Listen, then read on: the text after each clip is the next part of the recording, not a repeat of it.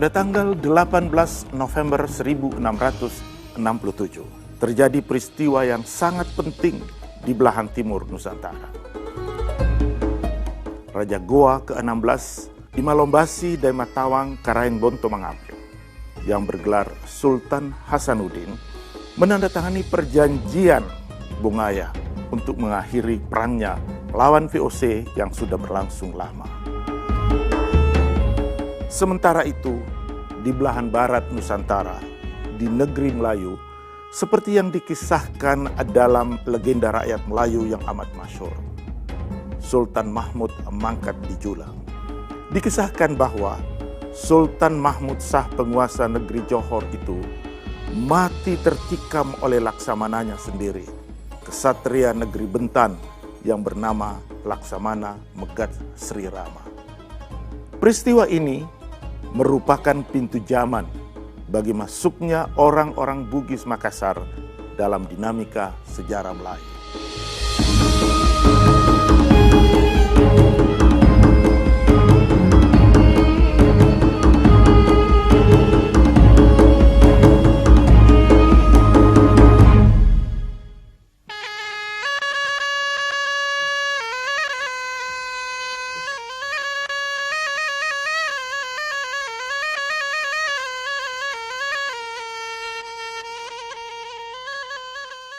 Saya adalah pemuda asal Bugis Makassar.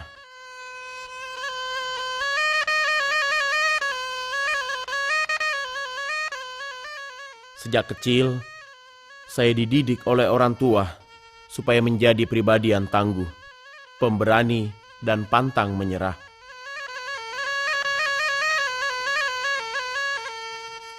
Menjadi pribadi yang tangguh ini juga sesuai dengan karakter nenek moyang saya.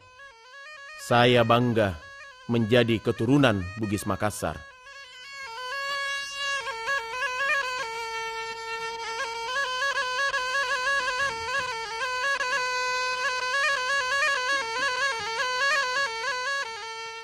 Pada tahun 1667, Kerajaan Goa yang biasa juga disebut dengan Kerajaan Makassar kalah dalam perang melawan VOC.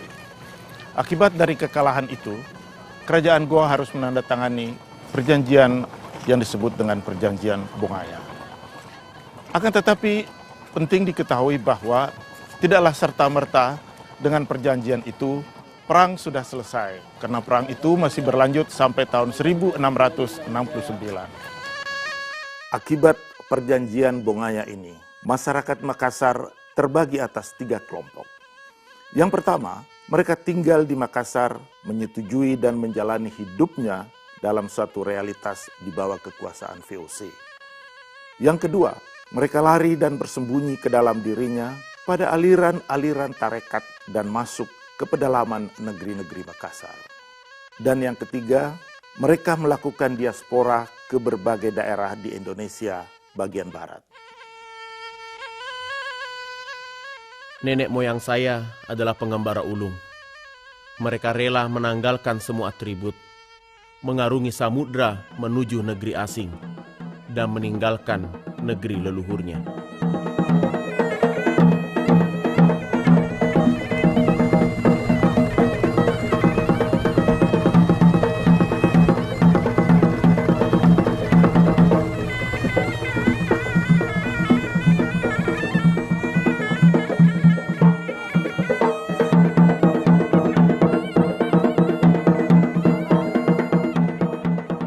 Salah satu kelompok migrasi yang sangat penting yang melakukan diaspora ketika itu ialah Opu 5 bersaudara dari negeri Luwu. Opu 5 bersaudara dari Luwu ini, yang pertama adalah Opu Deng Parani, kemudian yang kedua Opu Deng Menambun, yang ketiga Opu Deng Merewa, yang keempat Opu Deng Celak, dan yang kelima adalah Opu Deng Kamasi. Mereka kemudian melakukan diaspora dan bermukim di Indonesia bagian barat dan mengambil tempat di Bengkalis. Orang-orang Bugis Makassar membangun perkampungan di Bengkalis dan menjadikan Opu 5 bersaudara sebagai patron bagi semua orang-orang Bugis yang ada di kawasan itu. orang-orang Bugis Makassar menguasai daerah-daerah pesisir Sumatera bagian timur hingga pesisir selatan Sumatera. Di tempat-tempat seperti inilah orang-orang Bugis Makassar membangun pemukiman-pemukiman dan berdomisili di tempat itu.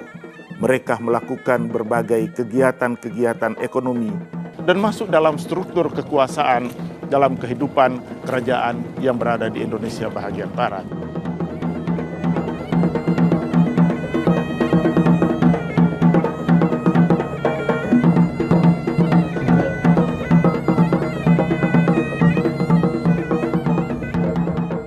Dari Bengkalislah, Opu 5 bersaudara mengontrol semua kegiatan perdagangan dan menguasai jalur pelayaran Selat Malaka dan sekitarnya, sampai pesisir utara Pulau Kalimantan. Beberapa sumber menyebutkan bahwa Opu 5 bersaudara adalah wira samudera yang sangat disegani di kawasan itu. Tidak hanya oleh para migrasi, tidak hanya oleh para pedagang dan pelaut, tetapi juga oleh Lanun yang oleh orang barat disebut bajak laut. Berbagai kerajaan di kawasan itu, khususnya kerajaan-kerajaan Melayu, meminta jasa perlindungan untuk melakukan pengamanan terhadap kerajaan mereka di daerah-daerah kerajaan Melayu.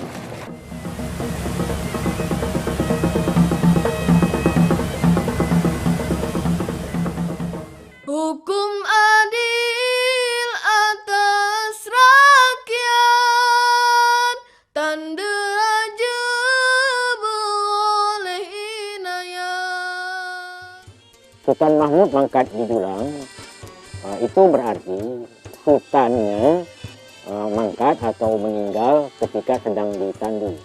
Peristiwanya terjadi pada tahun 1699. Nah, ketika itu sepulangnya dari sholat Jumat di masjid, sultan yang sedang ditandu itu ditikam oleh Laksamana Megat Sri Rama. Laksamana Megat Sri Rama menaruh dendam karena Sultan Mahmud menghukum mati istri beliau, yaitu Dang Anung, ketika istri beliau mengandung atau hamil anak pertama. Sultan menghukum mati istri Megat Sri Rama karena istri Megat Sri Rama dianggap mendurhaka karena istri Megat Sri Rama makan seulas nangka milik Sultan tanpa sepengetahuan atau tanpa izin dari Sultan. Nah, hal itu tidak boleh dilakukan pada waktu itu. Oleh Megat Sri Rama yang sudah berbakti sedemikian rupa terhadap kerajaan, terhadap Sultan, dianggapnya hukum yang diberikan oleh Sultan itu terlalu kejam. Oleh karena itu, Laksamana Megat Sri Rama sepulangnya dari menjaga laut di Kerajaan Riau Lingga, Johor dan Pahang, berniat akan menikam Sultan Mahmud Shah II. Tragedi kedua ikutan dari itu adalah bahwa Sultan Mahmud Shah II itu tidak memiliki keturunan. Oleh karena itu, rakyat pada waktu itu bingung siapa yang harus menggantikan Sultan Mahmud.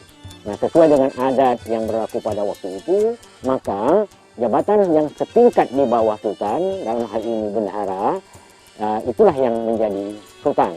Maka naiklah Bendahara Abdul Jalil menjadi Sultan, bergelar Sultan Abdul Jalil Riayat Shah II. Setelah memerintah sekian lama, 20 tahun lamanya, tiba-tiba muncul seseorang yang dikenal dengan nama Raja Kecil atau Raja Kecil. Raja Kecil mengaku bahwa beliau adalah keturunan dari Sultan Mahmud mangkat di Julang. Berbagai cara yang dilakukan oleh Raja Kecil supaya mendapatkan tahta kerajaan Riau Lingga, Johor dan Pahang yang waktu itu berpusat di Johor Lama.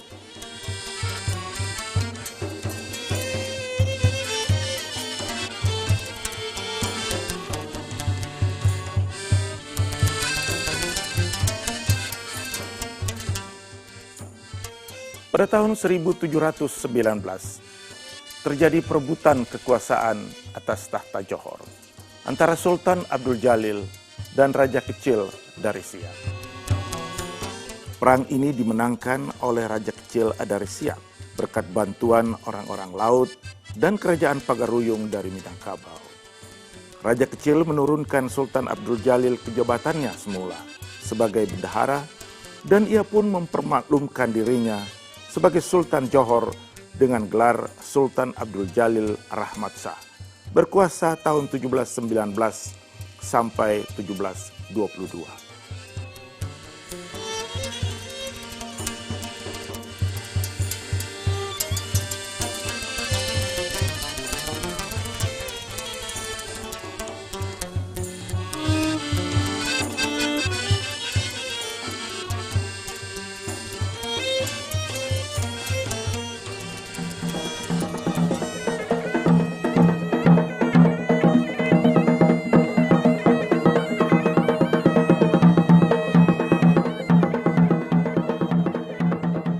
Tak lama setelah kekuasaan Sultan Abdul Jalil direbut oleh raja kecil dari Siak, Sultan Abdul Jalil beserta anaknya, putra-putrinya meninggalkan Johor. Dalam perjalanan Sultan Abdul Jalil dibunuh. Kemudian Tengku Sulaiman menemui Opu 5 bersaudara di Bengkalis. Di sanalah Tengku Sulaiman meminta kepada para Opu agar mereka bersedia mengembalikan tahta Kesultanan Johor kepada mereka. Pada pertemuan yang bersejarah itu, seperti yang diriwayatkan dalam buku Tufa Nafis, Tengku Tengah, adik dari Tengku Sulaiman, menyampaikan hasratnya. Ia katakan, "Hai Raja Bugis, jika Tuan mau bekerja sama dengan kami untuk membuang aib malu yang tercoreng di mukaku, aku akan menjadi hambamu dan bulat-bulat menyerahkan diri dalam kekuasaanmu, seperti nasi yang Tuan kunyah itu, dan akan menurut segala keinginanmu." pada perebutan kekuasaan ini menjadi satu tema yang sangat panjang dalam sejarah Melayu antara perang raja kecil dan orang-orang Bugis, terutama yang diketuai oleh 5 Opu bersaudara ini. Ketika kekuasaan Sultan Abdul Jalil dijatuhkan dan Opu bersaudara kembali mendudukkan Tengku Sulaiman menjadi Sultan Johor, maka terjadilah satu pemenuhan janji ketika mereka bertemu, ialah bahwa ada pembahagian kekuasaan antara Melayu dan Bugis. Ini menjadi dasar kerjasama kesepakatan antara Bugis dan Melayu. Atas dasar itulah, maka Opu Daeng Parani bersaudara mengumpulkan kekuatan dan memobilisasi satu armada yang besar untuk merebut Johor. Setelah Johor direbut, Tengku Sulaiman didudukkan sebagai yang di Pertuan Besar negeri Johor, Riau, Lingga, dan Pahang. Dan kemudian dari kesepakatan itu diangkatlah salah satu dari Opu 5 bersaudara menjadi yang di Pertuan Muda. Pada tanggal 4 Oktober 1722, di istana yang ditinggalkan Raja Kecil Siak, Tengku Sulaiman dilantik sebagai Sultan Kemaharajaan Melayu dengan gelar Sultan Sulaiman Badrul Alam Shah. Sejak itulah Kemaharajaan Melayu meliputi Riau, Johor, Pahang, dan Lingga, serta seluruh daerah takluknya. Ketika itu pula, Opu Daeng Marewa mencabut alameng, pedang pendeknya, pusaka yang dibawanya dari negeri Bugis, sembari berteriak dengan lantang, "Barang tahu kiranya segala anak-anak Bugis dan Melayu, maka adalah hari ini Sultan Sulaiman bergelar Sultan Sulaiman Badrul Alam Shah menjadi raja yang di Pertuan Besar memerintah Johor, Riau, Pahang, dan Lingga dengan segala daerah takluknya." Dan saat itu pula, Sultan Sulaiman Badrul Alam Shah bersama saudaranya Bendahara Sri Maharaja Tun Abbas melantik dan memberi jabatan yang di Pertuan Muda kepada Opu Daeng Marewa, mewakili 4 orang saudaranya yang lain. Seperti yang diriwayatkan dalam kitab Tufat An-Nafis, bahwa setelah Opu Daeng Marewa dilantik, dia pun mengaruh menyampaikan kesetiaan kepada Sultan. Lihatlah Sultan Sulaiman Badrul Alamsyah. Akulah yang di pertuan muda memerintah kerajaanmu. Lihatlah Sultan Sulaiman Badrul Alamsyah. Akulah yang di pertuan muda memerintah kerajaanmu. Barang yang aku dan engkau tidak suka melintang di hadapanmu, maka aku bujurkan. Barang yang semak berduri di hadapanmu, aku cucikan. Selanjutnya jabatan yang di pertuan muda menjadi hak orang Bugis turun-temurun secara permanen. Seperti yang dikatakan pula dalam kitab Tuhfat Al-Nafis, bahwa sumpah Bugis Melayu mengikat anak cucu mereka kedua belah pihak atas tanggung jawabnya membangun kemaharajaan Melayu bersama-sama. Ikatan Bugis Melayu ibarat biji mata sebagai hitam dan putih, tak dapat dipisahkan. Karena siapapun yang melanggarnya tidak akan selamat dunia akhirat. Pengangkatan Kelana Jaya, Opu Daeng Merewa sebagai yang di pertuan muda Riau, Johor, Pahang, dan Lingga menjadi awal dimulainya era baru bagi pembagian kekuasaan di kerajaan Melayu. Sebelumnya, sejak kemaharajaan Melayu di Singapura, di Malaka, dan Johor, kekuasaan seorang raja atau sultan yang bergelar yang di pertuan besar adalah mutlak adanya. Sedangkan seorang raja muda atau yang di pertuan muda hanyalah berfungsi sebagai wakil semata.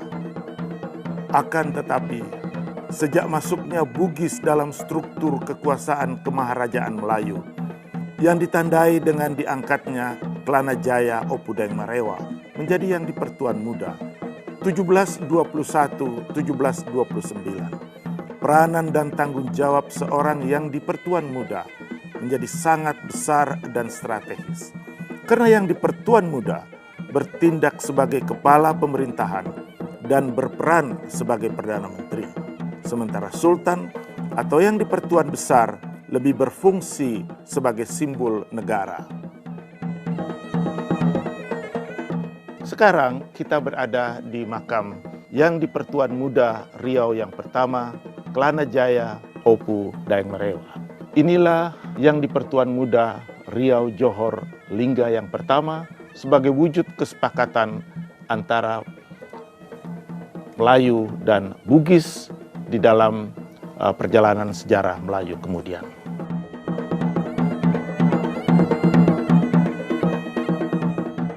Inilah makam Opu Daeng Celak yang di pertuan muda Johor, Riau, Lingga, dan Pahang yang kedua. Berkuasa 1728-1745. Di zaman kekuasaan Opu Daeng Celak, kesultanan ini menjadi sangat makmur karena ketika itu digalakkan perkebunan pinang di seluruh negeri dan negeri ini menjadi eksportir pinang ke berbagai negara. Di zaman kekuasaannya pula, negeri ini mendapat kestabilan ekonomi dan politik yang sangat baik sehingga disebut bahwa zaman kekuasaan Opu Daeng Celak sebagai zaman keemasan kesultanan ini. Hormat akan orang yang pandai, tanda mengenal kesedah cindai, ingatkan dirinya mati. Itulah sebab berbuat bakti, akhirat itu terlalu nyata kepada hati yang tidak. Kali ini saya menuju ke sebuah pulau yang mempunyai keterkaitan erat dengan kerajaan Melayu, yaitu Pulau Penyengat. Pulau ini merupakan benteng bagi pertahanan kerajaan Melayu. Pulau Mungil di muara Sungai Riau ini sudah lama dikenal oleh para pelaut sejak berabad-abad yang lalu, karena menjadi tempat persinggahan untuk mengambil air tawar yang banyak tersedia di pulau ini. Menurut cerita, pada suatu ketika ada para pelaut yang melanggar pantangan ketika mengambil air, sehingga diserang serangga seperti lebah yang berbisa.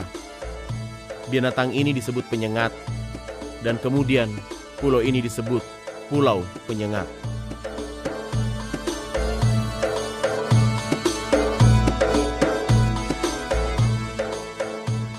Keterkaitan Pulau Penyengat dengan Kerajaan Melayu tentulah tidak bisa dilepas dari perjalanan Kerajaan Melayu Bintan abad ke-11.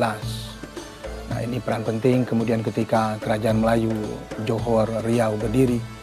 Kemudian Penyengat ini menjadi benteng bagi pertahanan Kerajaan Riau itu sendiri.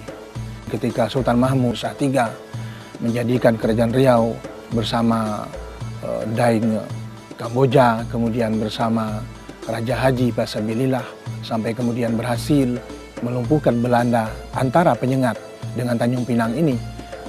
Kemudian selepas itu Sultan Mahmud berundur untuk menjaga kedaulatan dan kemerdekaan negeri Kerajaan Melayu Riau, Johor, dan Pahang. Lalu dia berundur ke Lingga dan mendiri pusat kerajaan baru di Lingga. Kemudian dari berpencar pula ke berbagai kawasan kerajaannya itu, dan Penyengat tetap menjadi kawasan penting bagi Kerajaan Melayu Riau, Lingga, Johor, dan Pahang meskipun Sultan Mahmud berada di Lingga pada saat itu. Kemudian ketika Sultan Mahmud mencapai kemenangan setelah bertahun-tahun berhadapan dengan Belanda dan sekaligus dengan Inggris, nah kemudian pada tahun 18 sekian maka Sultan Mahmud kemudian menikah dengan Engku Putri Raja Hamidah yang tidak lain tidak bukan adalah putri pamannya sendiri, yaitu Raja Haji Pisabilillah. Dan ini merupakan keterkaitan penting bagi Kerajaan Melayu dengan Pulau Penyengat dan bangsa suku Bugis dan bangsa suku Melayu, karena Sultan Mahmud menjadikan pulau ini bahagian dari kelengkapan mas kawinnya ketika akan menikah dengan Engku Putri. Karena itu Pulau Penyengat selalu juga dikatakan oleh orang sebagai pulau mas kawin Engku Putri Raja Hamidah ketika dinikahi oleh Sultan Mahmud Riyad Shah atau Sultan Mahmud Shah III yang luar biasa hebatnya itu. Nah, kemudian setelah menikah Sultan Mahmud betul-betul ingin menunjukkan jati diri bangsa Melayu, menyusul bagaimana tahun 1795 itu Sultan Mahmud meraih kembali kedaulatan dan kekuasaan sebagai suatu bangsa, sebagai suatu negara yang berdaulat, yang merdeka dari pemerintah Belanda dan dari pemerintah Inggris. Nah, karena itu Sultan Mahmud menjadikan pulau ini sebagai pulau yang penting dalam perjalanan marwah tamadun Kerajaan Melayu. Karena itu pulau ini bukan hanya menjadi pulau mas kawin bagi Engku Putri, tapi di pulau ini Engku Putri itu beliau letakkan tinggal di sini sebagai permaisuri. Dengan segala kedaulatan kerajaan itu, beliau diberi amanah memegang lambang atau regalia Cogan Kerajaan Melayu Riau itu. Nah, saat itulah beliau membangun pulau ini menjadi pusat tamadun Melayu yang kemudian diteruskan oleh putra beliau, antara lain Sultan Abdurrahman Muzaffar Shah itu. Karena itu Pulau Penyengat belakangan menjadi berkembang tamadun Melayu yang melahirkan generasi ulama, generasi ahli tata negara, politikus bangsa seperti Raja Ali Haji dan lain-lain. Itu pada zaman kerajaan itu. Pada era belakangan pun Pulau Penyengat tetap menjadi identitas bagi Kerajaan Melayu Riau, Lingga, Johor, dan Pahang.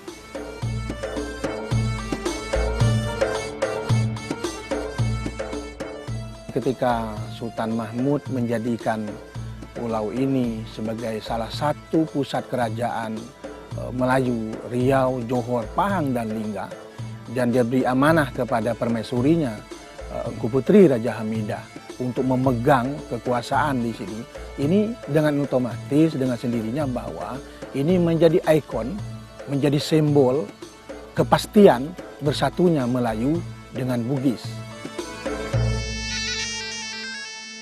Ikatan politik antara Bugis Melayu tidak hanya terwujud dalam mekanisme kekuasaan, tetapi lebih dari itu, keduanya terikat dalam hubungan kekerabatan melalui perkawinan. Opu Daeng Parani menikah dengan Tengku Tengah putri Sultan Abdul Jalil Riayat Shah. Kelak keturunannya menjadi penguasa-penguasa di Johor. Opu Deng Parani juga menikah dengan saudari yang di Pertuan Negeri Kedah. Anak keturunannya kelak memerintah negeri Kedah. Sementara sebelumnya, Opu Deng Parani juga menikah dengan putri Nahoda Alang dari Siantan.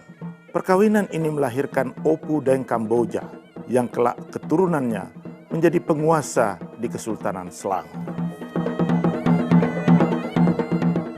Opu Deng Menambun menikah dengan Putri Kesuma, anak putri Raja Matan. Kelak keturunannya menjadi raja-raja di Kesultanan Mampawa. Kelana Jaya Opu Deng Marewa menikah dengan Enci Ayu, putri Temenggung Johor Abdul Jamal. Kelak keturunannya menjadi penguasa di banyak negeri-negeri Melayu. Opu Deng Celak menikah dengan Tengku Mandak, adik Sultan Sulaiman Badrul Alam Shah.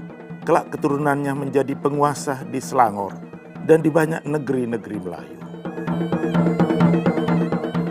Opu Deng Kemasi yang bergelar Pangeran Mangkubumi menikah dengan Raden Tengah, adik Sultan Sambas.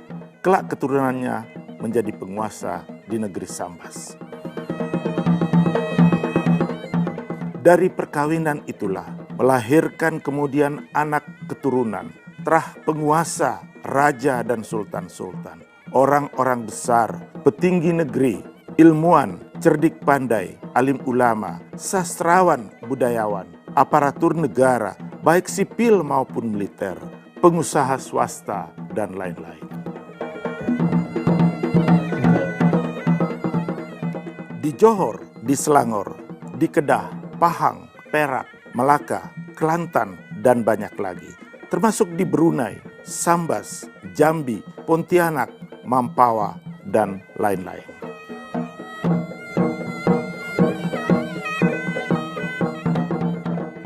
Sesungguhnya diaspora Bugis Makassar tidak hanya menyebar di negeri-negeri kemaharajaan Melayu, tetapi juga di Aceh selama lebih kurang 264 tahun lamanya. Sejak kekuasaan Sultanah Safiatuddin Shah 1641 sampai 1675 hingga ke masa kekuasaan Sultan Aceh yang terakhir, Sultan Muhammad Daud Shah 1864-1903. Selama lebih kurang 100 tahun lamanya, Kesultanan Aceh diperintah oleh sultan-sultan berdarah Bugis. Hingga dalam sejarah Aceh disebut Sultan-Sultan Aceh dinasti Bugis.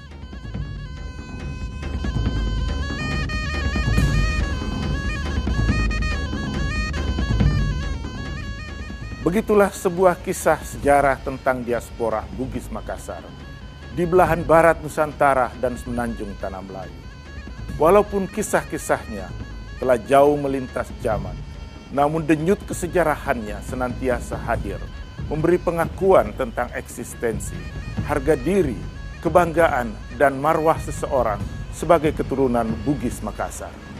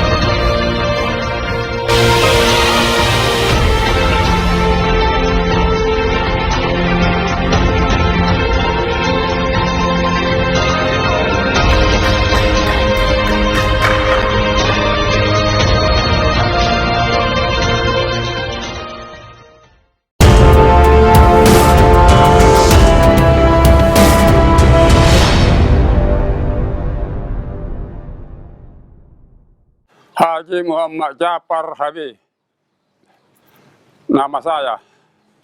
Pekerjaan ya perahu, pengusaha perahu. Sampai sekarang umur hampir 90. Mulai pekerjaan saya perahu kecil sampai perahu pinisi. Sampai sekarang PLN. Kita ini bikin perahu kebanyakan sejarah. 2 buah perahu dikirim ke Australia, dinaikkan di museum.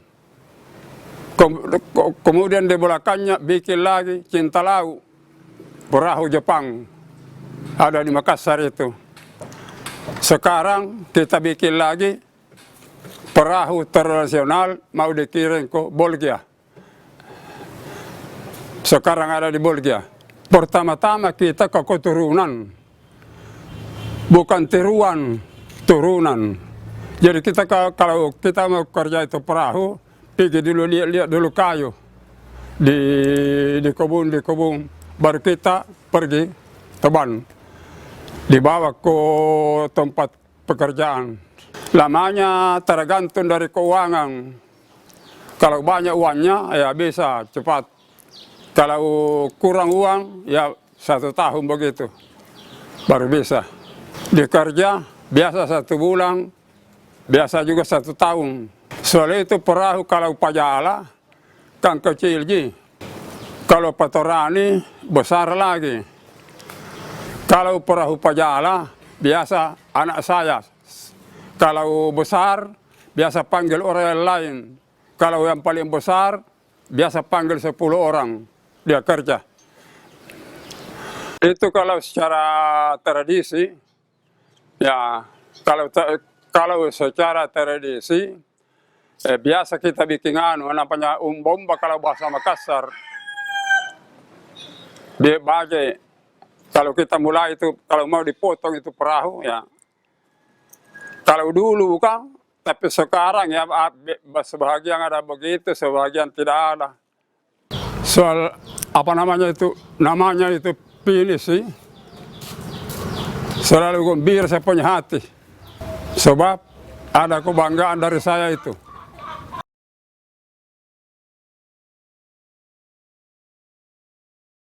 Nama saya Rahma Japar.